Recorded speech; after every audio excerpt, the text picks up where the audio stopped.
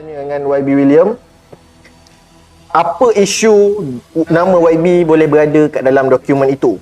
Dan berapa banyak YB simpan, bila YB simpan, berapa lama YB simpan, dah berapa bilion. Itulah saya nak berkawan dengan beliau. Silakan YB penerangan kepada rakyat yang sedang menyaksikan. Tak ada bilion. Syarikat offshore ini ditubuhkan pada masa saya bekerja di Filipina. Okey. Saya pada waktu itu ialah Executive Vice President, Chief Operating Officer, Philippine National Steel Corporation. Okey. 1994 sampai 1997. 27 tahun dulu. Okey. So itulah masanya. Modal saham, malu bercakap, hanya US dollar 50,000. Oh, 50,000. 50,000. Tapi itu adalah dalam file. So bila jadi ICIJ mengambil 11 juta dokumen di satu masa yang panjang, file yang lama yang ditutup itu dikeluarkan. Ya. Pada masa itu saya bukan ahli politik, Bukan ahli parlimen ya. bukan ahli parlimen. Itu tahun berapa tadi, YB? 1994 sampai 1997. Itu last 1997. 1997. So pada waktu itu saya di luar Malaysia. Cukai Malaysia, cukai Filipina dah bayar. Mengapa saya melabur? Ini ialah mengikut nasihat oleh expert. Expert untuk finance, expert untuk cukai berkata semasa saya di luar Malaysia, ini adalah satu tax planning yang terbaik sekali. Saya ikut. Di mana baby? Bank mana? Ini ialah di offshore lah. Ini ialah menggunakan offshore ni untuk untuk memberikan ke savings, dan this is the wealth management, finance management, investment management. So that is the story lah. So tidak ada bilion, juta pun tak ada. 50,000. Datuk Gamameh, Ya. ada apa-apa yang nak dipersoalkan? Saya itulah tanya dia. Masih ada lagi ke wang itu? Kalau ada lagi boleh kita kongsi dengan Babi. 27 tahun yang dulu. Hari ini dah naik lah, betul yang pertama lah kalau simpanan. Tapi YB last dah dikeluarkan tahun 97 lah. 1997 lah. So saya sudah balik. Apa je wang itu memang untuk my children's education lah. Ya, 27 years ago saya sudah tahu susah untuk anak saya masuk universiti kerajaan. Saya nak simpan wang untuk mereka, pendidikan mereka.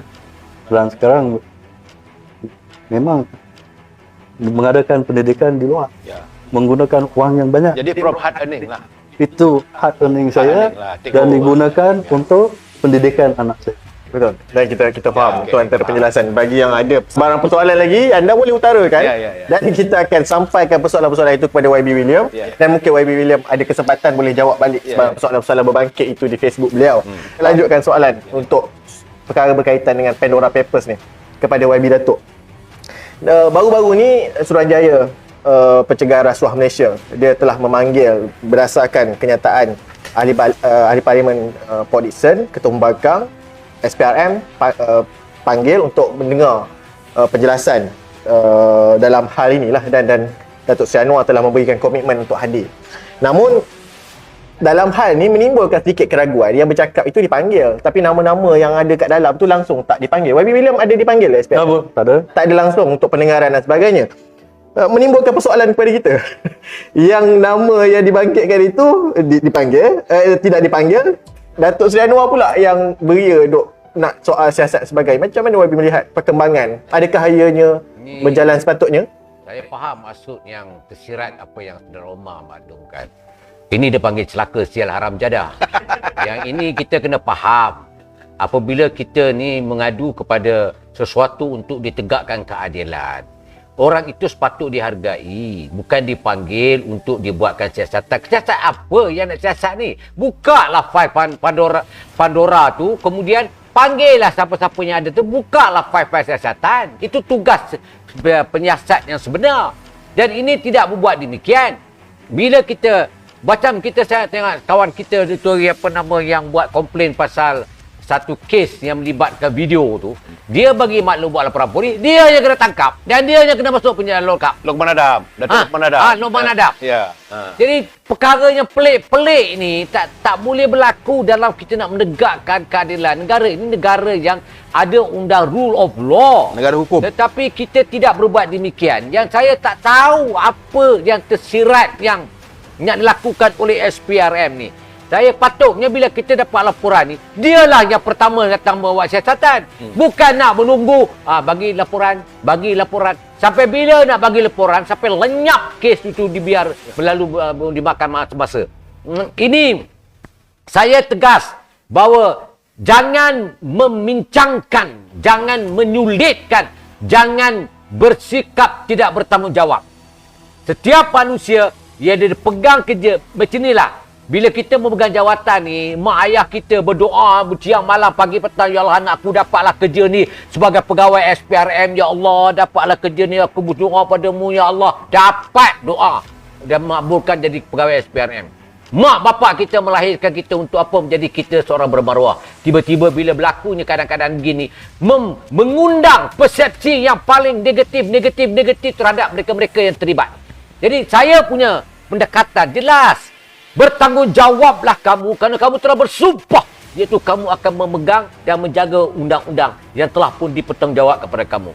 Dan tolong jangan khianat kepada janji awal kamu niat sebenarnya. Itu berbalik soal akidah tadi. Tapi yang sekarang ini yang ditanya saya ni, baru jawapannya begini. Itu mukadimah. Yang ni sekarang ni jawapannya ialah SPRM tolong bertanggungjawab, jadi independen. Kalau ada laporan, Pandora Paper itu laporan 1,500 orang rakyat Malaysia yang telah menyimpan uang di pesisiran untuk mereka ini boleh disiasat dengan mengambil waran siasatan. Bukan tak boleh. Keluarkan siasatan, panggil dia, kita dapat waran mahkamah untuk siasat kes ni. Polis pada kes 117 lah. Takkanlah ini tak ada kes untuk dia nak buat siasatan, nak buka fail. Be rasional lah. Jadi saya bukan marah, bukan emosi, tetapi saya berasa jelik dan saya berasa meluat tengok keadaan-keadaan ini yang berlaku. Orang yang buat laporan, orang itu yang dipanggil. Orang yang buat, yang ada berkait dengan nama mereka terpalit dengan apa yang telah mereka lakukan, tidak dipanggil. Contohnya YB William tak dipanggil pun nak dapat penjelasan. YB William terpaksa gunakan platform Borak Dahsyat untuk menjelaskan pada rakyat bahawa ini yang berlaku. Jadi kita nampak luar biasalah sistem kita ni. Rosak. Ya. Contoh satu kes di Chile. Pejabat Penawar Raya ini membukakan catatan terhadap Presiden. Ya. Aktiviti penjualan syarikat rombongan dan sebagainya dimiliki oleh anak dia. Bagaimana didedahkan dalam dokumen keuangan Pandora Papers. Yes. Dia di negara luar. Berhenti, Kita tidak ke arah itu. Jangan lupa mak, itu negara kafir. Kita negara Islam. Kalau kononnya lah. Tapi berlaku jenayah dibiar begitu. Chile itu Kristian, Katolik. Yes. Kenapa mereka ada integriti, ada maruah, ada tanggungjawab kepada negara dia. Betul. Ya. Betul. Ya, saya rasa ini mungkin dia respon pada sebenarnya dia orang ni malas nak bekerja sebab apabila Yang Berhormat Datuk Seri Anwar Ibrahim dalam parlimen, dia kata dia ada lebih banyak lagi bukti-buktinya. Jadi sepatutnya bagaimana Datuk Abdullah Sani kata tadi, carilah sendiri dulu. Kan? Kenapa pula nak disiasat Datuk Seri Anwar Ibrahim? Saya tahu kata kenyataan itu dibuat oleh Datuk Azhar Baki. Dia kata dia mintakan pegawai dia. Ini pun satu hal lagi tu. Takkanlah label pegawai dia nak pergi jumpa dengan Datuk Seri Anwar Ibrahim nak siasat. You sebagai ketua pengarah ketua Pesuruhjaya SRM, you sendiri duduklah. We are talking about 1.8 trilion Datuk Seri. Betul. Ini bukan kecil anak. Ini tak boleh pandang-pandang ringan.